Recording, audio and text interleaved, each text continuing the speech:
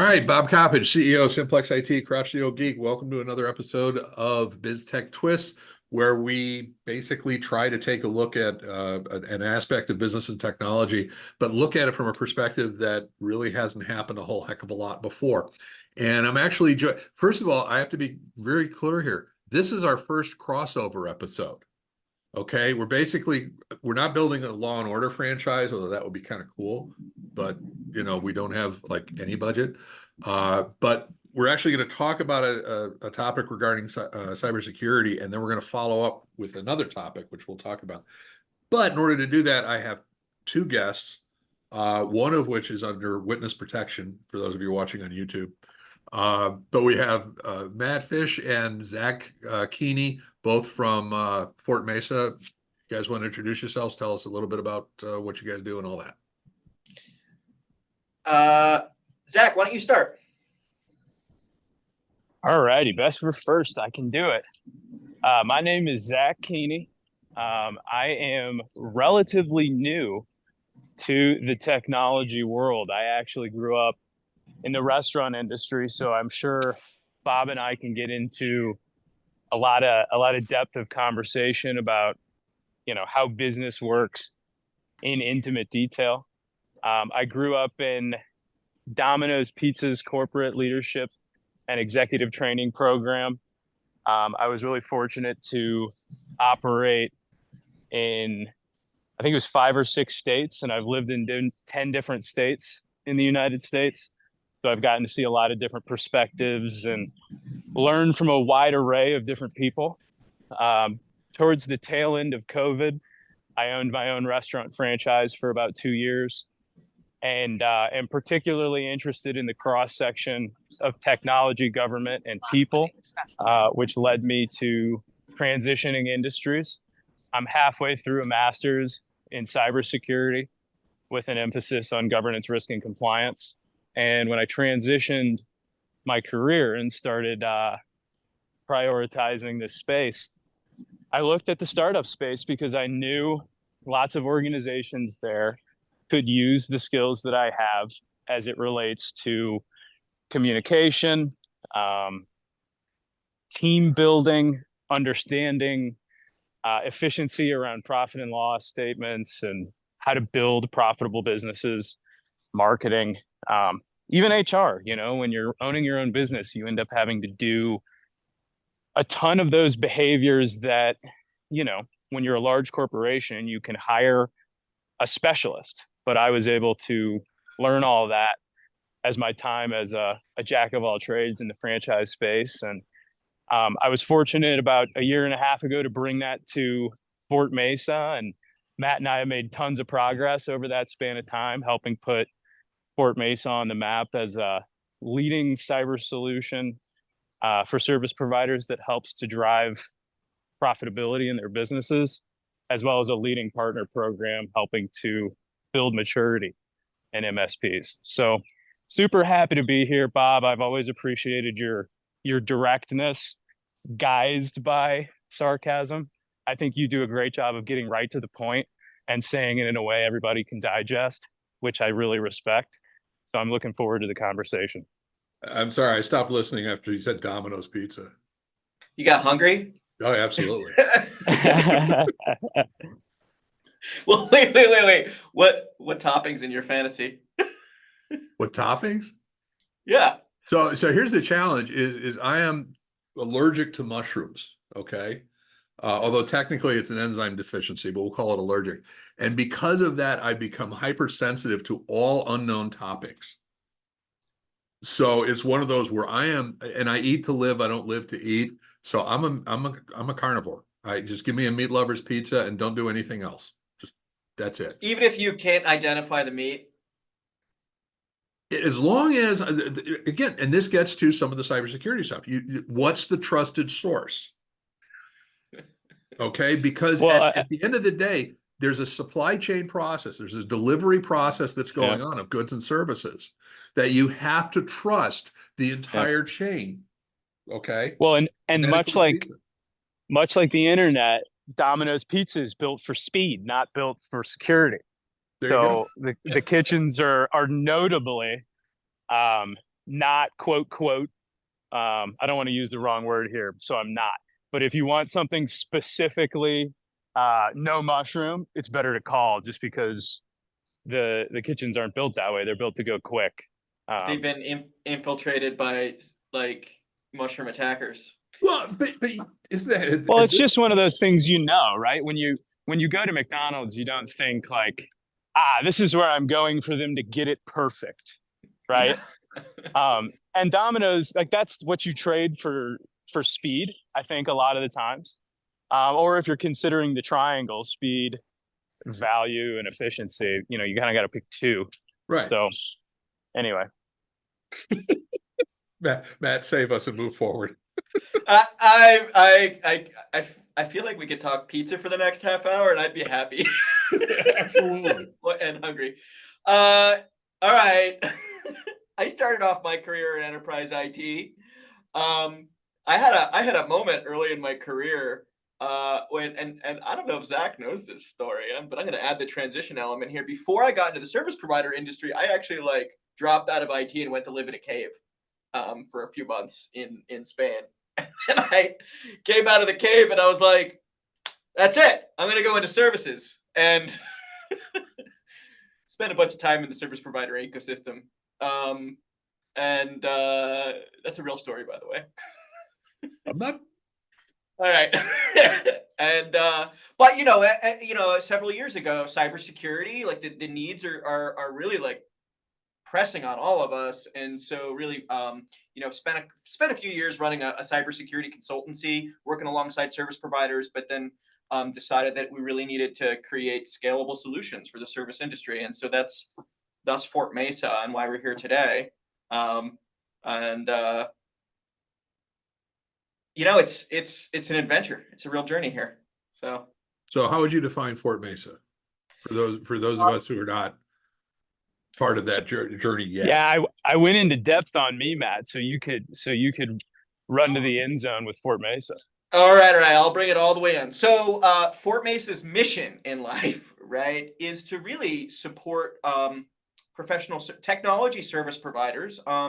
15 years ago, we called them other things. Today, we call them MSPs and TSPs and things like that, to support them in building great cybersecurity businesses. And these days, to do that, you need to win cybersecurity sales with your clients that are sometimes uninformed. And so we help with the informing, and we have partner services around that. We have sales workflows around that. And then we have project management for, if you want to think of it as Jira for cybersecurity, for the hundreds of different things you need to do to be compliant with cybersecurity standards. And then, one of the most important things, of course, after you build a security castle for your customer, is if you built a beautiful castle, you need to prove it in some way, because unfortunately, a lot of times cybersecurity is invisible if you're doing it right.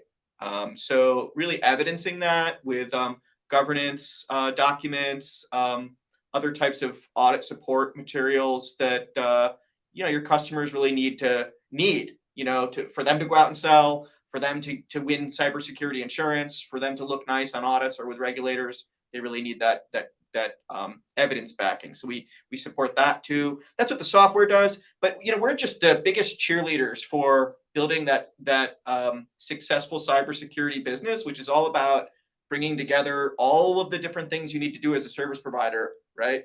Like a symphony to create that secure landscape.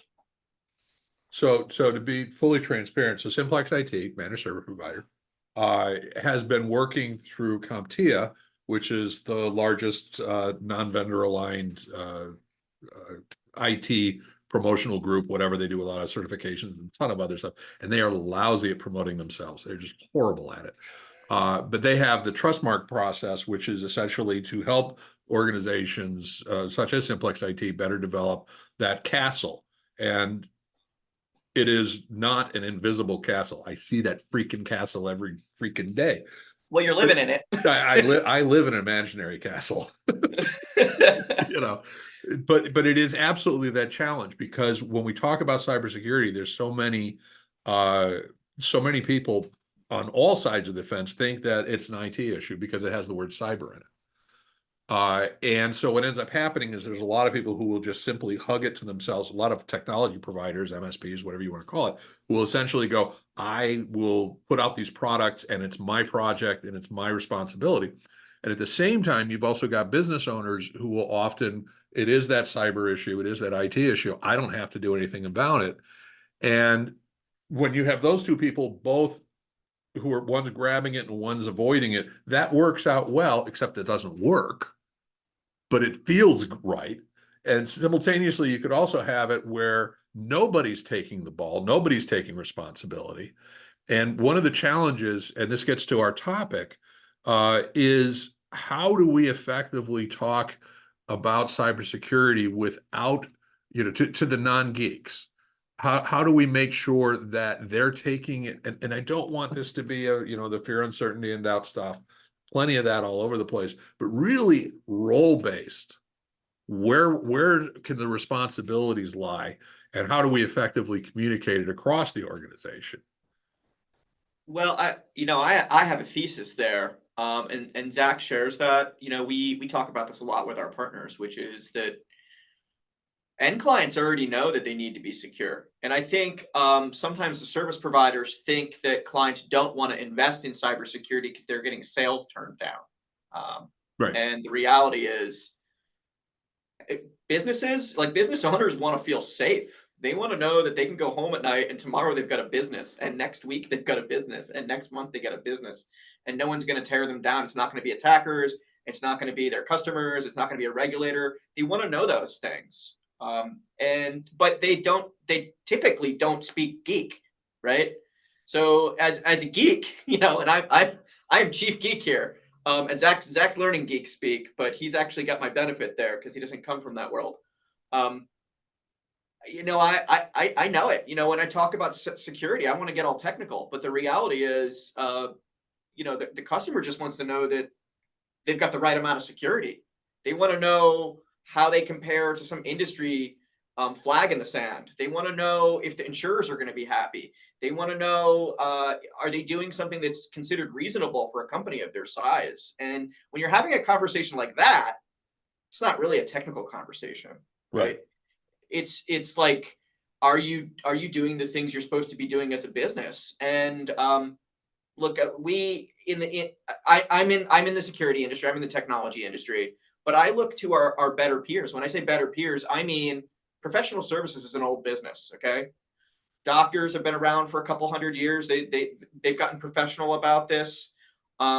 Attorneys much longer, right? Accountants much longer.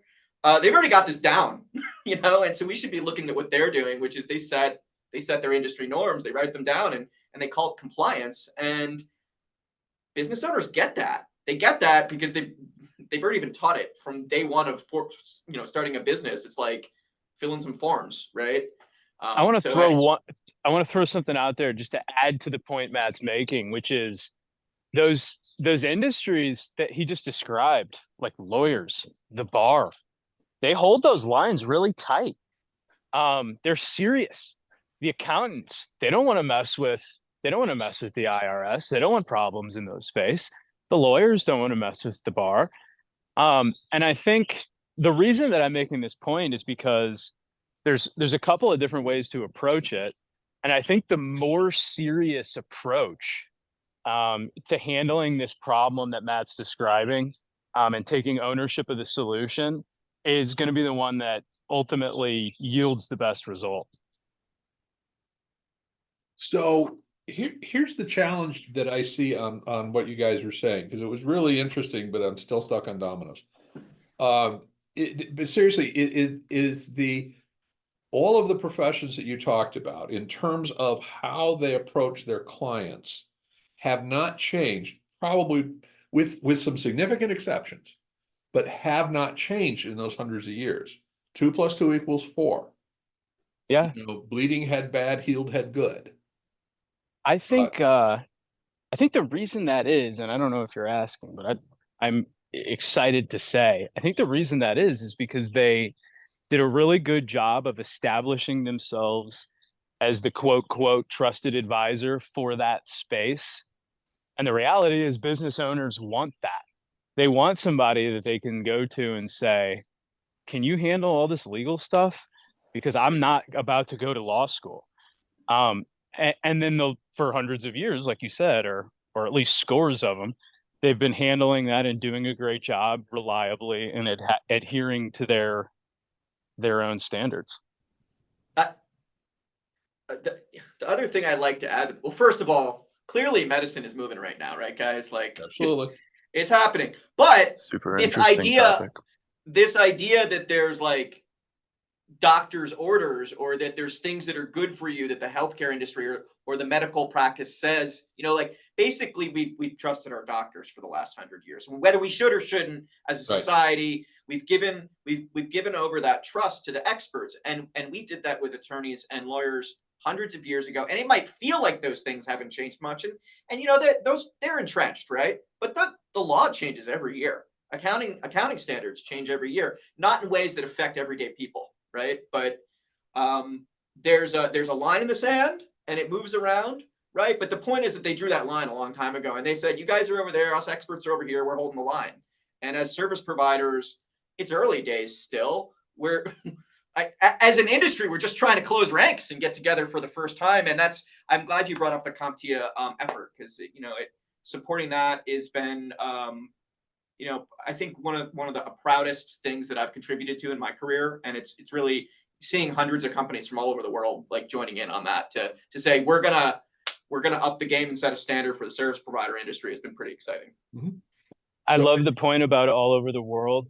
And Matt, today, when I was getting my early morning exercise in, How Bizarre came on, which is by some group that has New Zealand in the name.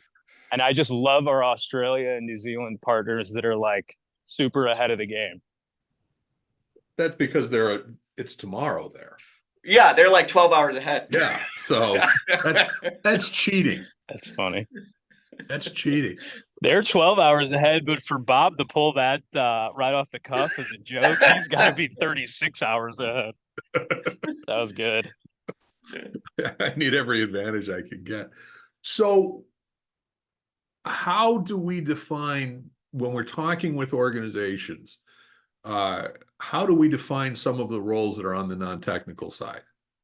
So okay, Matt, I know you've got some stuff on that. I want to pull out the infographic I haven't used in 5 years, and it just feels like it needs to breathe. Right. So those of you who are just listening to this is the coolest infographic I've ever seen. It's got animation. It's got hyperlinks. There's QR codes that are merging and morphing into things. Ooh, look! And it's holographic. I split it into 3 pieces, right? Which is that there's people that are in the security team. There's people that have the responsibility to cyber assets, and then there's stakeholders in general. And like there's these different aspects around security or cybersecurity, right? I'm going to start with the security team because I think that that's what people naturally think of as who's impacted by security. They think of like terms like CISO, right? Sometimes they think about security talent. Sometimes they think about technologists. The reality, though, is that, and like if you crack a cybersecurity book, you are going to read this in all of them, right? The CEO, the board, all of management, they are on the security team.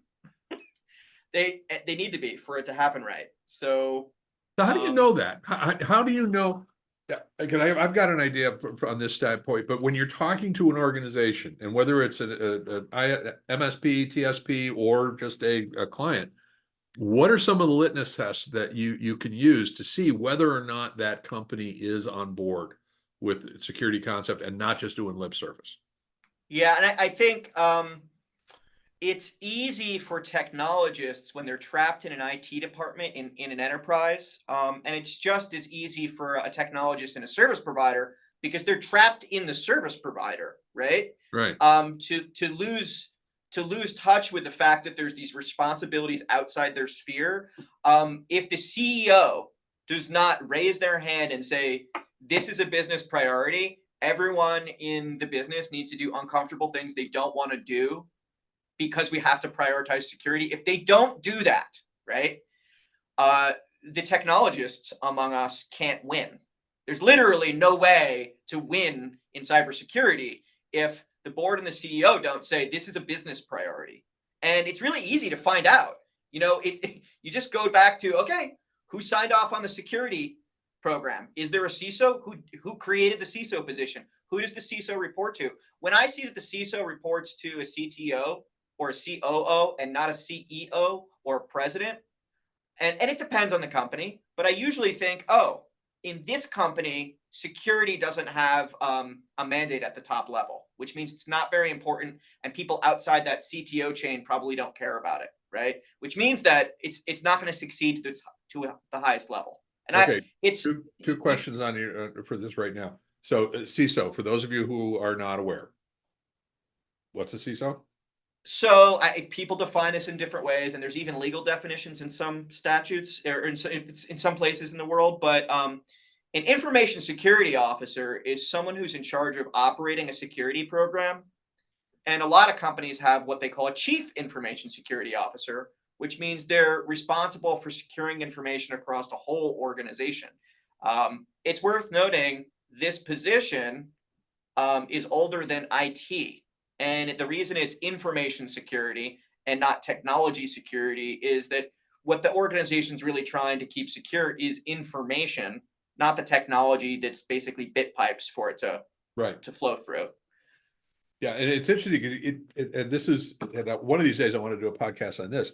If you read some of the old Sherlock Holmes stories, and I'm talking about stuff that was written in the turn of the 19th, 20th century, there actually are some plots that involve people who seem to be CISO officers or CISO roles. So to your point, it's not new. Yeah, and if you want to get really geeky about it, you can find references that go back literally thousands of years. Yeah. So And then how does that relate to companies who aren't large enough to warrant a full-time? Is this something that you can outsource to an external? well, people argue over this point. Some people argue that a CISO needs to be technical. I do not prescribe to that point of view, and this is me as a credentialed information security professional, a CISSP. I think the CISO's job, if there's only one thing that you need done that's the most important job, is that it's some specific person is accountable for caring and operating a diligence program. They don't need to know the first thing about cybersecurity. It is super helpful if they do. But if there's someone assigned to caring a lot, they can talk to the people that are smart. They can talk to the people that understand it. They can make sure it's flowing. They can make sure, and when things aren't operating correctly, they can raise their hand and say, guys, something needs to change here. And that's the most important job. If you were to look slightly below that, it's really, really great if that person can translate business priorities into, technical outcomes. But that's even secondary to someone just has to be assigned to the job to care, and someone needs to be accountable. And for a small organization, that can be a part-time responsibility of the individual, but it has to be a critical responsibility of that individual. Yeah, and I think it should be documented. Someone needs to realize that, hey, if excrement hits the fan, my name is on the page as the person who dropped the ball if I ignored security for the last N months or overlooked something, right? If everyone's looking the other way, someone's not watching the game. Right. So cool. So for a small organization, there needs to be someone who is ultimately responsible within that organization. And this is something where you can outsource some of the tools, some of the methods, some of the resources to accomplish this thing. But an organization does have to have somebody who is invested, who has that internal responsibility. I think that's done. You could make the case that you could outsource it, but I would say to the same level, if someone wants to outsource their CFO, their COO roles, whether it be from a fractional standpoint or the like, it's the same, you can even say greater risk. It's the same risk of that person not being fully involved with the organization. I want to point out the management item here. At the bottom left there, I have that all of management is part of the security team. And the reason why is security is really the art of risk reduction. It's technically enterprise risk management. It's just another type of risk for an organization that you're trying to to get rid of, right? And the people that are most closely associated with the things that are risked, right? People that are running departments, organizational processes, they are the people that need to decide how much something needs to be protected. If they're not part of the process, again, the CISO can't do their job. Right. And that's part of and you get into that whole, and I like the term resilience. I'm starting to like that more and more because it is a balance between risk and opportunity. Because in some cases, or a lot of folks will say, some of the things we have to do from a security standpoint, one, it diverts resources away from things we will be doing to increase our profit and revenue and productivity. And two, that it basically is something that it seems to always be changing, always be maturing. And if management doesn't buy into that, if the person who is responsible for the shop floor production, if they don't understand the fact that they have to take security seriously, they're going to try to do what they see as their job, which is increase productivity at all costs. And so absolutely, when we talk about, the non-technical roles of cybersecurity, they have to understand that this is a requirement, this is a priority. We could go down into some of these other roles. I wonder if anyone wants to throw something out there that's not on this grid. A lot of people, in the cybersecurity space, we talk about asset ownership and data custodianship and stuff like that. We talk about that quite deeply, but I have yet to hear that really break it through into the mainstream or even into the larger MSP ecosystem. Don't typically use words like data steward and custodian. And I wonder, Bob, have you been seeing these terms pop up in our segment here? Not really. I mean, first of all, when you start talking about data is still, in my opinion, a relatively new concept as an asset. In terms of from the cyber standpoint. And it really wasn't until, in my opinion, about 10, 15 years ago, where, when we started talking about big data, that we said, oh, we have to treat that differently than a server asset. Because it used to be, yeah, database is something that runs on my server. The server is the important thing. The database is just what it happens to be doing. As opposed to now, it's no, the data is more important than the server because the data is the thing we're having fun with. And data as its own specific vulnerability, liability, all of that kind of fun stuff. I think, especially when we're talking about smaller organizations, that's relatively new. In large organizations, you often have, DBAs and people that are sort of like the data geeks that are in charge of the data.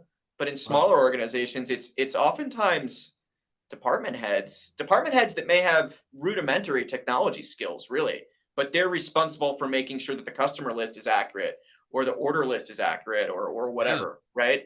And they're really the data stewards, and they may not have much technology expertise, never mind cybersecurity expertise. And so, it's really important that those of us that do have that expertise really reach out to those people and draft them into process.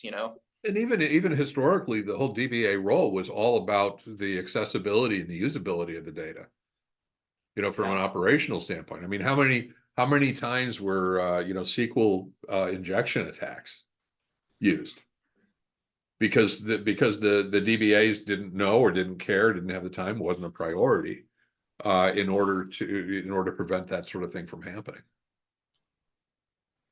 We don't have to go into all of these, but I want to point out one more set because I have not seen enough education in our segment about the difference between asset ownership and asset custodianship. We're just, as an industry, like in the service provider industry, MSP industry, we're really, and really in the IT industry in general, we're just really starting the basics of uniform asset inventory. People are finally taking inventory of assets seriously, just having lists of phones that can connect to your network, lists of laptops that can log into, those types of things are being taken seriously. Lists of software, right? We're taking those things seriously, but it's not just a list. There's how do you relate to the list? How do you approve the things that are on the list? Who's in charge of it? Who owns the things on the list? And these two roles, asset owner and asset custodian, I just want to really take a moment to separate the two. So, An asset owner is the person who uses the thing or is responsible for the budget, or the person who's most clearly identified as the owner of the value of that asset, right? Okay. Usually they're going to be a business role of some type. People own, even in an enterprise where people have personal workstations, right? There's usually asset owners, and oftentimes it's the person who uses that machine is the asset owner, right? Or Sure. sometimes it's a department. If they're substitutable, it'll be the department head, right? But the custodian, it's a separate role for the same asset. It's the person who's supposed to care for the thing, back it up, make sure it operates correctly, and that's, the MSPs oftentimes take on that role, or the IT department oftentimes takes on that role, right? But you have to have both of these things. If you haven't identified both of these things for every single one of your assets, your asset list isn't doing you much good. And there's two ways I want to branch on this. One is just to make the comment that one of the biggest challenges, of course, is there are so many sources of truth when you start talking about some of the asset lists, because there's so many tools that both managed service providers and just internal IT folks use in order to pull inventories out and to actively see, here's all the devices with the blinking lights that we have. Well, it turns out that this tool automatically removes devices that haven't been powered on for more than 3 months. These tools can't see these types of devices because only works on this type, so on and so forth. So there are sometimes several sources of information, and you don't know which one is true, or you have to go through additional processes. And the second one is, I think in some cases, the asset owners abdicate some of the responsibility and liability over to the custodian from the standpoint of, we pay you to take care of these, therefore I don't need to know anything about them. Which is interesting when you start talking about, for example, replacement strategies, or how do you scale them, so on and so forth. And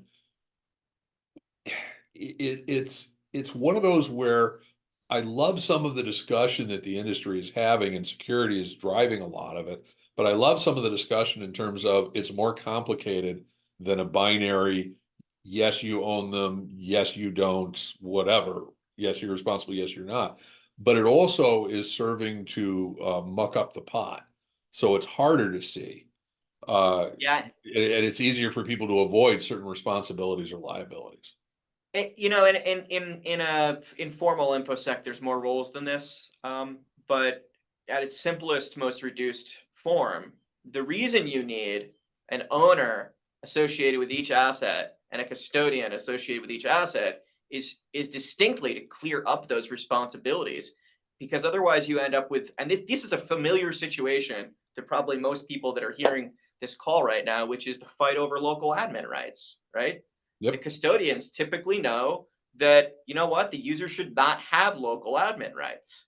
The users, they want the freedom to do whatever they want to do on their local machine, make a mess, right? And the reason they feel that way is because there's no clear delineation of the custodial and the ownership relationship. And because there's no clear delineation, perhaps the asset owner is not getting taken care of. If the asset owner is like, I need a piece of software, and the custodian doesn't take care of them, right? It's no wonder they want to freestyle, right? Right. So,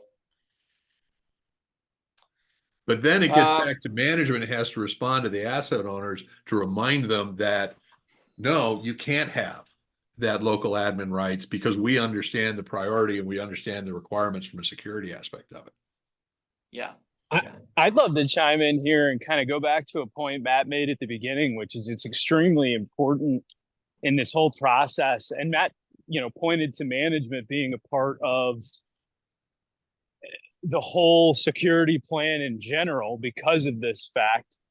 But the reality is, and Matt said this was about the CEO, but really it's all management. If your expectation for a team member is to do something and the leadership doesn't do it, the team isn't going to do it.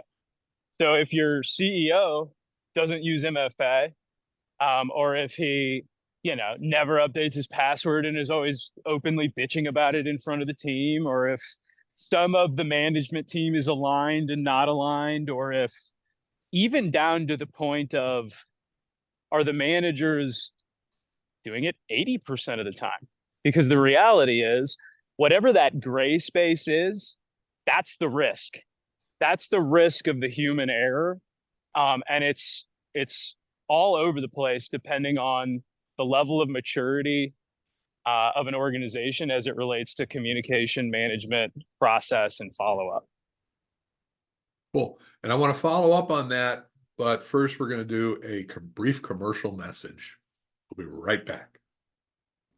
Sometimes the most effective IT support model for organizations is a combination of internal IT employees along with an MSP partner that's experienced in co-managed IT services. Consider Simplex-IT. We work in partnership with your existing IT team, providing the support and resources for your organization to excel. Plus, our CEO, Bob Coppage, is the recognized industry expert in co-managed IT services and has authored the only 2 books on the topic. That's me. Visit simplex-it.com and look under services to learn more. Okay, welcome back. Wonderful commercial. Yeah, use our services, blah, blah, blah. We've got Matt and Zach here. And one of the things I wanted to do now was to kind of tie this together, all this together, regarding of how an organization can kind of figure out whether they're taking cybersecurity seriously enough, without getting all technical and detailed and all that kind of thing. And a couple of things that come to mind is, one is, are people aware? You know, whether it be CEO, CISO, asset management, are they aware? And are there questions, or how would you either have them not assessment in the terms of an IT assessment or cybersecurity assessment, but more along the lines of how aware are they? What would you say they should be asking themselves or having someone else ask them? Yeah. Well, Zach, I don't know if you want to start. I know you're super passionate about it, people setting expectations and being informed. Yeah, I'm a huge believer in awareness. You know, when we were on the break, catching our breath and sipping on the water for a second, and hearing that awesome ad, I was thinking about as what we were transitioning into. And the idea of awareness to me is so important, just even beyond business. If you're going through your life paying attention to shit, that's really positive, right? If you're not, I mean, that's negligent. You know what I mean? It's not only negligent to the world around you, but it's negligent to yourself. So I think awareness at a high level is one of the most important things in the world. As it relates to your business, from a CEO standpoint, or from the standpoint of somebody trying to execute a security plan or understand things that are happening in your business, the first thing that you have to do is identify what it is you want to be the case. And then you have to identify what the case is. If you don't set a goal for yourself, if you're not aware of what your heart desires, there's no way it's going to come to fruition. Or let me say that differently. There's one in infinity opportunity that it's going to randomly happen exactly how you hope. So you have to be aware of what you want the end outcome to be. Now, in the case of a business, it might be, my goals are for revenue, or my goals are for new customers, or my goals are for number of security incidents, or you know, my goal around uptime when I do a tabletop exercise. Whatever that goal is that you care about, you got to bring your awareness to that by setting it. And then the other piece is, well, where are we? What's the variance or difference from where we are versus where we'd like to be? And now that's what you have to chop up and turn into a plan. And then now there's a way to climb the ladder to get to where you'd like to be. And you've created that whole scenario by being willing to look at what you'd like the end to be and what the beginning is. But here's the challenge on that, is that if you're talking about it from a corporate standpoint, so does the CEO share roughly the same goals and objectives? And again, Matt, you were saying wanted to be reasonably secure.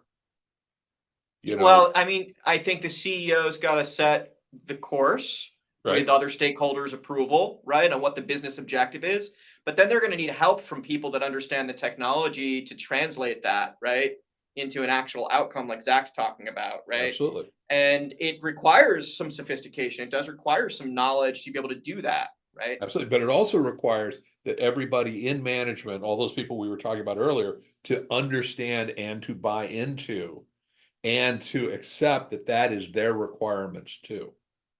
Oh yeah, like the business is going to stay up and we're going to keep shipping, or the business is Right. going to stay up and we're going to keep taking orders, right? Right. Like it's a simple thing to understand, right? So if you basically had a quasi generic question, roughly speaking, what is the security posture of Acme Widgets? You should be able to ask that of most of the stakeholders there, and they would be able to give you roughly the same answer. I think that, Matt, go ahead. Well, I think that they should 100% know what the goal is. If they don't know the goal, no chance, right? They might not be aware unless they've been drafted into a risk management exercise, understanding where they are right now. And it is appropriate for that to be shared up and down management. I would love that to is raise. certainly true. I'm eager to say something here. So, in my Thanks time for in the warning. I Domino's, appreciate that. Yeah. no, I know I'm eager. Sometimes I burst in like Kool-Aid Man with a thought. I know I'm stepping all over Matt. I hate to do it, but I'm bursting in. So, in my time in pizza, Domino's, I made the illustration of Domino's desire for speed being losing a little bit on maybe quality or whatever, or having it exactly perfect on that side. When a new employee would come into the Domino's world, whether it be at a franchise or a corporation, they knew speed was important. And the reason they knew that was because the leadership and the team around them exhibited behaviors that suggested to the new team members what was important. For instance, there was something called HTA, heightened time awareness. Whenever something would happen that illustrated how efficient the business was operating, it was valuable for a team member that was understanding of what was important to communicate that metric. What that does is it draws everyone's attention and the keyword awareness to what it is the management team wants to be important. So I think what you're saying, Bob, and I want you to tell me if I'm wrong, is we should be talking about what our goals are, so the team around us at least have an idea of what is important.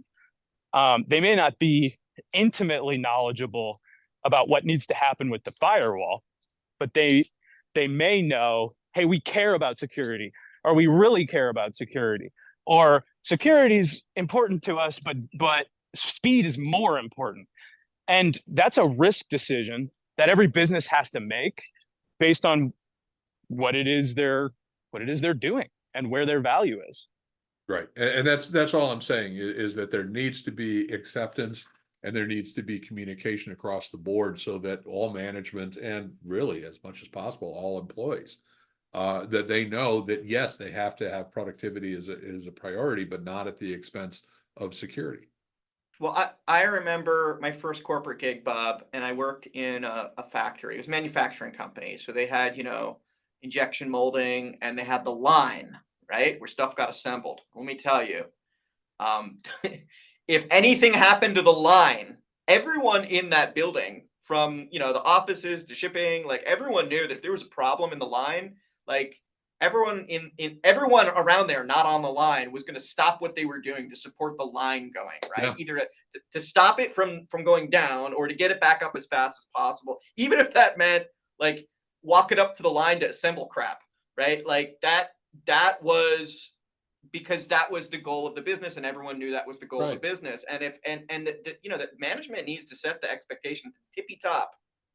We don't want to have a negative security incident. We don't want a failure of our technology because we don't want to be down, because we don't want to lose our data. Everyone needs to know that, so that when the people that are implementing the cybersecurity say, I need X, Y, or Z, people understand why and how important it is. Yep. Cool. And then the other thing that I think is interesting, and this is kind of like a different perspective on sort of the same concept, is security is an evolutionary thing. I mean, IT is in general, but security is especially so. So one of the litmus tests that I use when I'm talking to an initial organization is, what are you doing differently today than you were a year ago, than you were 2 years ago, in terms of improving your cybersecurity stance? And I'm not looking for technical. I'm not looking for specific, oh, we implemented MDR last year, or we did. I just want to know that you are treating it, you're giving it the ongoing priority it needs, that you're constantly evolving, because the threats are constantly evolving as technology opportunities evolve. Well, I know, and I'm in the cyber compliance assessment space. I'm like deep compliance, right? I know that the way we've been doing cybersecurity risk modeling has changed a lot because of this fact. A Right. few years ago, it was you came in and you did an audit. Only large organizations could pay for this. It was something that took months to like prepare the documents, do the interviews, prepare the report, get the management response. You're talking at least somewhere in the 5 digits, right? Right. To go in and do the risk assessment. You hand back the report and like what, 3 people read it, whatever. And then it sits there and collects dust for like 6 months, 9 months, and then you do it again. And sometimes if people get the same results they got last year, they say, phew, we're good. We're the same as we Yep. were last year. And that's no longer good enough. And so the whole industry, instead of just like looking at where you are right now, is now saying, where are you trying to get to in a year? Right.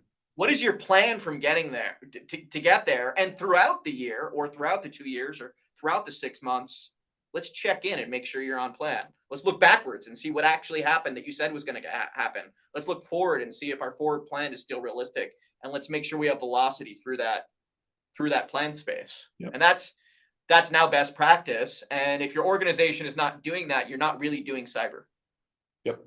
I agree with that. And I've heard, and I've used the term myself as well, that cybersecurity is an infinite game. There is no end score. There is no final winner, loser, anything along those lines. So no matter what happens, good, bad, or indifferent, it's always going to be evolving. Which brings us to, as I said, it's going to be a crossover event. Because one of the challenges also in the cybersecurity world is egos. And where you have people who are basically where they feel like they know everything or they don't know anything. You have on both sides of the fence. And there are some cases, and again, I'm talking about more on the small, medium business side of things, whether it be managed service providers or our clients or whatever, where we really have to deal with, and it could be anything from a CEO going, yeah, we're too small to fail, or we're too small to be hacked, or we're too smart, to MSPs where we know everything, so on and so forth. And we're going to have another communication or another conversation on another event. Why don't you talk about that? And you're going to, We're going to dig in deep. We're going to dig in deep in a couple weeks, but yeah, it's a space dear to me because I spent over 10 years as a professional in, security engineering professional, thinking I knew everything. And then I went to go get my credential and realized, oh, I only know like 40, 50, 60% of what I need to know. And that was certainly enlightening. But you're right. We're going to get I just together got married for 20 years and I learned a lot. We're going to get together on the afternoon over on the FortMesa channels, June 7th, 2:30 Eastern. And we're going to talk about getting the ego out of cyber expertise. And Bob, I can't wait to finish this conversation then. Absolutely. That's going to be cool. So, parting thoughts. What do you guys have? Go team. I love that we have business owners that actually want to learn about this, that are actually that have prioritized understanding what they need to be doing around building a cybersecurity team inside, interacting with one outside. I love that because that was not the case a few years ago. Absolutely. And I think both compliance requirements, insurance requirements have gone a long way for that. There are some cases, I've absolutely got with, CMMC, upcoming compliance requirements for that, for people in the DoD space, so on and so forth. But it is now becoming an accepted cost of doing business, or becoming more and more so. And you're seeing more and more, at least we're seeing more and more clients who already know that they have to do this, which was not the case, like you're saying, about 3 or 4 years ago. So I would agree with that. Zach, what's yours?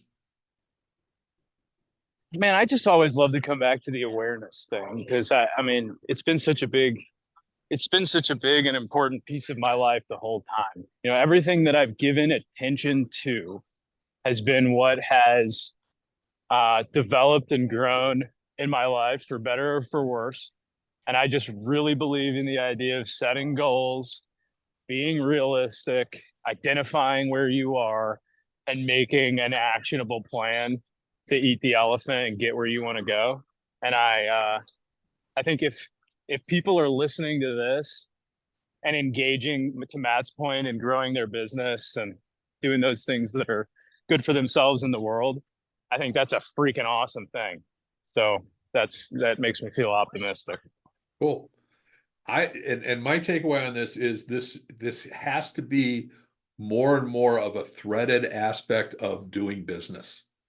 It just has to be, and it's getting there. It has to be more and more integrated, just like equipment maintenance, just like health, and whatever we really call it, KPI. This is just part of the game of owning a business. So cool. All right, that is pretty much what we've got, and I want to thank Matt and Zach. Oh, by the way, guys, who should reach out to you? I mean, when we talk about what FortMesa does and so on and so forth, what's the type of organization that would benefit from FortMesa, and how would people reach out to you guys to learn more? Well, I'm aware we're on the Simplex channel here, but we actually, we work with providers like Simplex to support growing cybersecurity businesses, and adding in sometimes that looking over the shoulders aspect. And with that in mind, we've launched a new advisory service to do exactly that. So in some cases, we are connecting business owners with our partners, but really we are super interested in supporting anyone that wants to build a cybersecurity business, whether they be MSPs, accounting firms, legal firms. I think that there's a lot of versions of technology services out there, and they're all the businesses we love to support. Cool. How do they find you? FortMesa.com, or you can check us out on our YouTube at FortMesa. Cool. All right. Appreciate this, guys, and look over for the crossover event, and we'll catch you guys later. And everybody else, take care. Thanks.